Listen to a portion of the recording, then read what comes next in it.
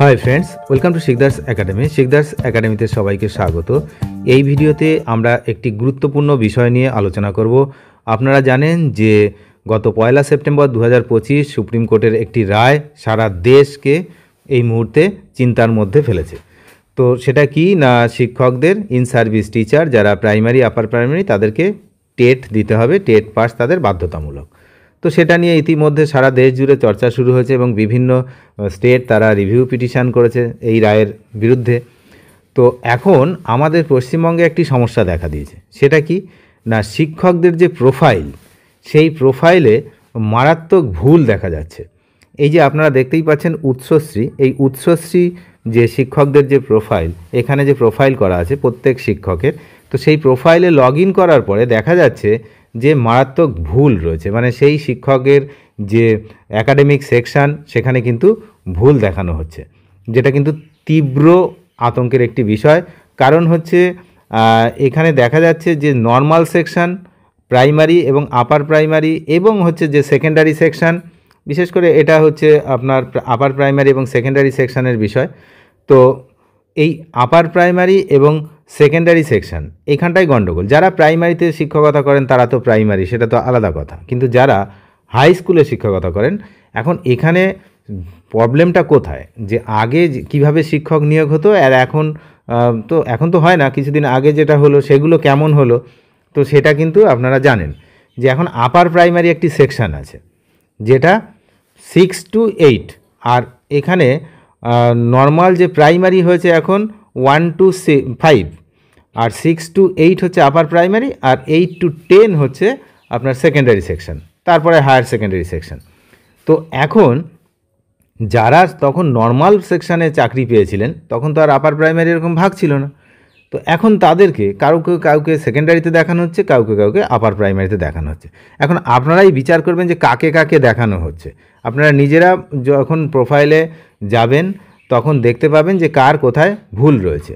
যদি ভুল থাকে তাহলে ইমিডিয়েট কিন্তু কর্তৃপক্ষের দৃষ্টি আকর্ষণ করতে হবে।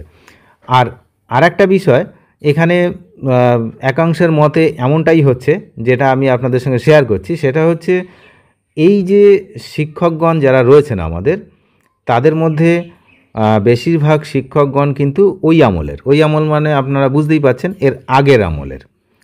তো তখনই শিক্ষক নিয়োগ বেশি হতো, তো সেই সময়ের শিক্ষক বেশি রয়েছেন। এখন এরকম হয়নি তো যে ওই আগের আমলের শিক্ষককে বেছে বেছে আপার প্রাইমারিতে ফেলা হয়েছে যাতে তাদেরকে টেট দিতেই হয় বাধ্যতামূলক, সেটা আপনারাই বিচার করবেন। তো যাই হোক, কারণ আমার পক্ষে তো সব কিছু জানা সম্ভব নয় যে কারা এই পক্ষে আছে কারা ওই পক্ষে আছে। এখানে পক্ষপাত বিষয় রয়েছে এবং এটা আজীবন ছিল, এখনও আছে এবং ভবিষ্যতেও থাকবে। তো যাই হোক, তো সেই হিসাবে দেখলে দেখা যাচ্ছে যে এখানে শিক্ষকদের যে একাডেমিক সেকশন সেখানে ভুলভালভাবে দেখানো হচ্ছে। যে সমস্ত শিক্ষক শিক্ষিকা যারা নর্মাল সেকশানে নিযুক্ত হয়েছিলেন সেই সময়, তাদের প্রোফাইলে এখন আপার প্রাইমারি বা সেকেন্ডারি সেকশন যুক্ত করে দেওয়া হয়েছে। তো এই যাদের সেকেন্ডারি লেভেলে পড়ানোর কথা নয় তাদেরকেও যুক্ত করে দেওয়া হয়েছে সেকেন্ডারি সেকশানে। তো এইরকম কিছু রয়েছে, কারণ আপনারা জানেন যে বেশ কিছু আমাদের সাবজেক্ট রয়েছে যেগুলো সেকেন্ডারি সেকশানে নেই। যেমন আমি যদি বলি এডুকেশান, তো পলিটিক্যাল সায়েন্স, তো এই যে সাবজেক্টগুলো এগুলো তো সেকেন্ডারি সেকশানে নেই। সেই ধরনের শিক্ষকদেরকেও ওই সেকেন্ডারি সেকশানে যোগ করে দেওয়া হয়েছে। তো কি হয়েছে না, এই ঘটনার জন্য রাজ্যের যে হাজার হাজার শিক্ষক তারা ক্ষতিগ্রস্ত হতে পারেন এমনটাই আশঙ্কা করা হচ্ছে। কারণ এই ধরনের ভুল তাদের কেরিয়ারের বড় ধরনের প্রভাব ফেলতে পারে, যেমন বদলি, পদোন্নতি এইসবের ক্ষেত্রেও কিন্তু প্রভাব ফেলতে পারে। তারপরে সুপ্রিম কোর্টের যে টেট বাধ্যতামূলক সেটা তো রয়েছেই। তো এখন এই সমস্যার সমাধানে কি হবে না, ইতিমধ্যেই তার স্টেপ নেওয়া হয়ে গেছে। অল ইন্ডিয়ার যে all post graduate teachers welfare association রয়েছে, এর পক্ষ থেকে স্কুল শিক্ষা দপ্তরের কমিশনার এবং প্রিন্সিপাল সেক্রেটারিকে চিঠি দেওয়া হয়েছে। চিঠিতে কলকাতা হাইকোর্টের একটি রায়ের কথা উল্লেখ করে বলা হয়েছে, যেখানে আদালত স্পষ্টভাবে জানিয়েছে যে নর্মাল সেকশানে নিযুক্ত শিক্ষকদের সেই সেকশানেই রাখতে হবে, তাদেরকে আপার প্রাইমারি আর সেকেন্ডারি এই সেকশন কিন্তু ভাগ করা যাবে না। এখন তারা এই বিষয়ে কিন্তু শিক্ষকদের মতে কি না, প্রতিটি শিক্ষকের প্রোফাইলেই তারা সঠিক নিয়োগের ক্যাটাগরি উল্লেখ থাকা আবশ্যক। যে ক্যাটাগরিতে নিয়োগ হয়েছে সেটাকে রাখতে হবে। আর সমস্ত শিক্ষক শিক্ষিকাদের তাদের যে উৎসশ্রী যে পোর্টাল, সেখানে প্রোফাইলে খতিয়ে দেখতে বলা হচ্ছে। কারণ যদি কোনো ভুল ত্রুটি সেখানে দেখা যায় তাহলে অবিলম্বে কর্তৃপক্ষের যে দৃষ্টি আকর্ষণ করার জন্য বলা হচ্ছে।